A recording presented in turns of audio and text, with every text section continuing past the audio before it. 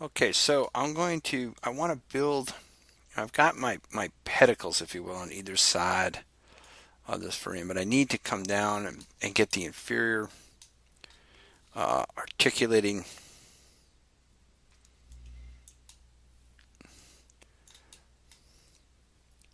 surface there, and I need the spinous process. So I'm going to simplify some of these faces here. I don't want quite all of this right now. So I'm going to double click and hold shift again and double click. So what I've done is I've got an edge loop. When you double click on an edge, it gives you all the edges in that loop. That's the continuous connection. So you see those orange lines are my edge loop. Now I cannot say delete them. I have to go up in here and say delete edge vertices. Otherwise I'll get vertices, the lines will go away, the edges will go away, but the vertices will be left floating on these faces, and they'll cause you a problem when you try to render. And while I'm here, I'm actually going to get rid of the one in the center there too. So I did the same thing. Now I don't have that one in the center, and I'll tell you why. That one in the center was going to be a problem. It's going to cause a seam when I try to render this and texture it. So that's why I wanted to get rid of it. So what I'm going to do, just create my inferior articulating surfaces, and my spinous process is I'm going to grab these faces and, you guess it, extrude them. I'll just bring them straight down. Right now I'm not even going to, well, maybe I'll just subdivide it. No, I'm not going to subdivide. I'm going to bring it straight down, because I'll tell you why. Because I need this big face here to become my spinous process. I'm sorry, yes, that's right, my spinous process. So we don't have, a real, I didn't do a drawing of the posterior view there, but it is, that spinous process is going to come down from the top. Excuse me, come down right actually from here. So we're going to need to deal with that a little bit as well. And I can't get rid of this edge, you can see, because if I did, it would start to interfere with these other. So what I'm going to do is extrude it. I'll bring it out and scale it, and maybe actually move it down a little bit. So I'm trying to use the side window, this lateral view, and the top view to help me figure out. Now the problem with the top view is I didn't draw it orthographically. I drew it in perspective, so that the spinous process looks that small if you look at it in perspective, but in reality, if it was orthographic, it wouldn't be that small. So really this lateral view is our chief tool here. So I'm going to hit letter G, which lets me extrude it again. I'm going to scale it, and I know it gets skinnier, so I'm definitely going to scale it. And I hit the letter G and move it again. And maybe again scale it. So I'm going between scale and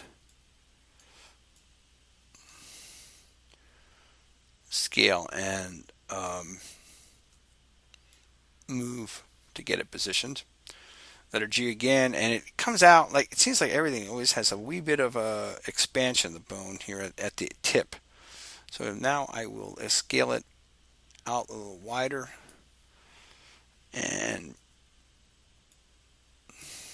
move it, and then bring it out one more time and then scale it in and maybe position it.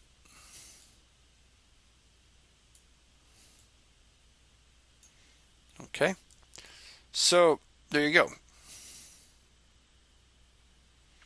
You get kind of a good feeling. Now, like I said, you don't see this kind of flat wall here when you look at the actual bones. So what we're going to have to do is well, you're going to see, but what we're going to have to do is take this edge and probably bring it forward.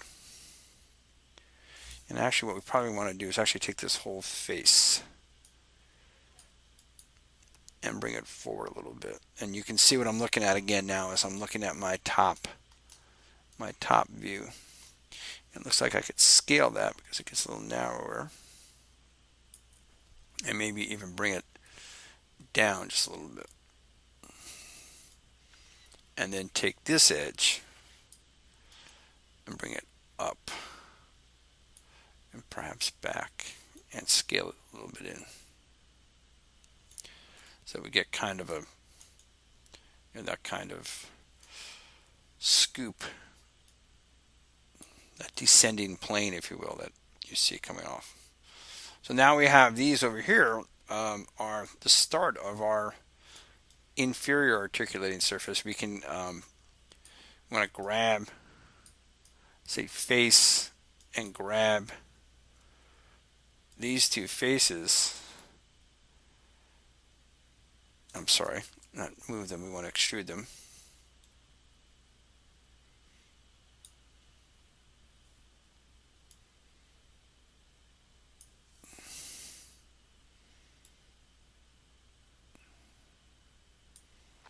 So I'm moving, I'm using my side view here to let me see kind of that shape I want to be.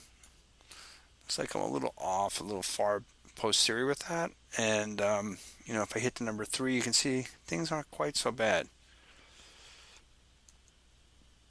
So we will adjust this later.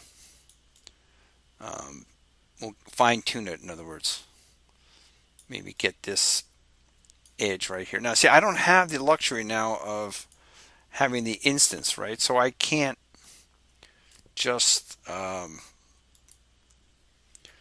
do one side. I have to, if I want to do something symmetrically, I have to grab the two edges. So I've grabbed these two edges, and I'm just going to bring that just so it's a little thinner.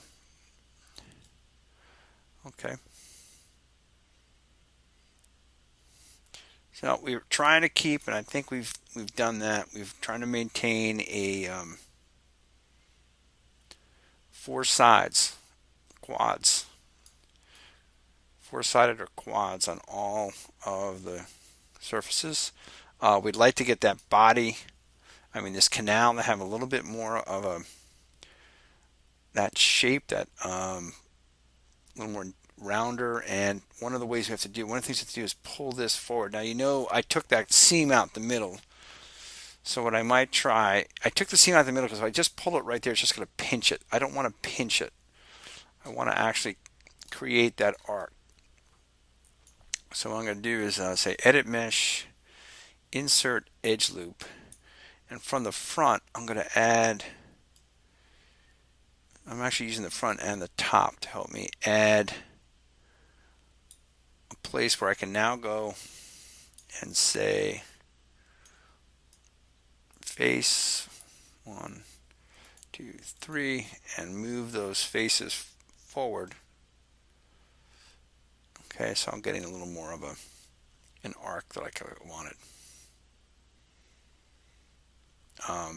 We're going to have to look at, again, really re-examine how to get this a little more, a little rounder. It's too flat, this posterior surface as well.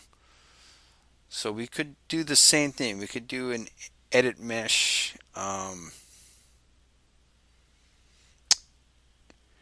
Insert Edge Loops, and extrude it, but I'm not sure I want to put quite that many faces on that spinous process quite yet. So let's just hold off on that for a little bit. So let's save this. You can see I've got quite a few I've built here.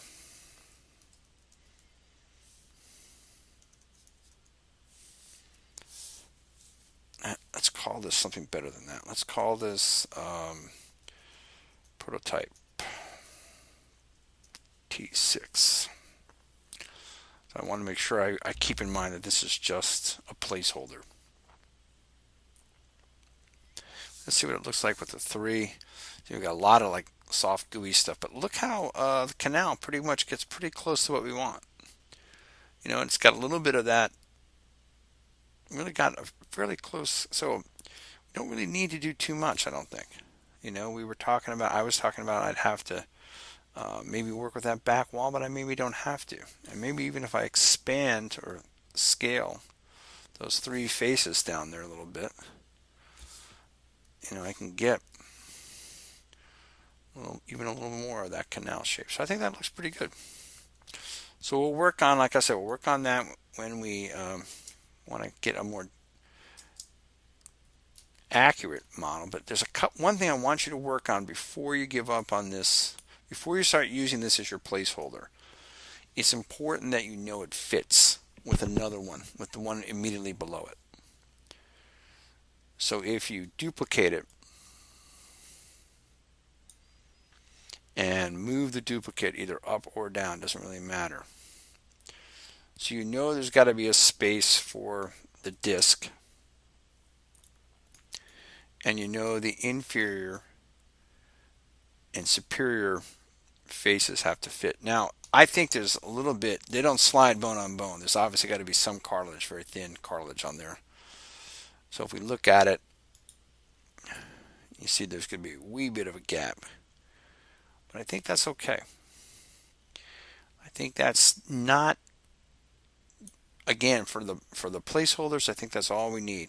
All right, so we just want to make sure that we have, a way of constructing this. Now, what I could do is, if you want to close that down, I think the top one, the superior articular facet is a bit thick. So I don't want to work with it much. I wouldn't want to modify it much, but the inferior one seems to be, maybe a little thin. So maybe I could grab the face here and here, and here, and pull that forward a little bit, and maybe grab this edge and just pull that edge and maybe scale it.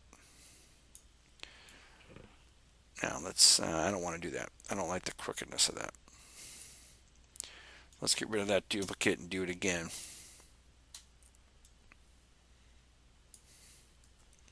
Move the duplicate up. Now we actually seem to be overlapping, but if I go to the smooth, now you'll see they're very, very much touching one another. Okay. So we're gonna work on things that will keep the structure a little more accurate. We're getting a nice roundness here, but maybe we want to kind of make that round a little bit more. We might want to play with the body. Well, one of the things you're going to find too is that there's ways of modifying this, and we're going to have to experiment. We want to maybe put another couple edges here to kind of hold this edge. So let's just leave it like that for our placeholder, and then we can scale and move these around as we need to make the 12 reference vertebra that we'll use.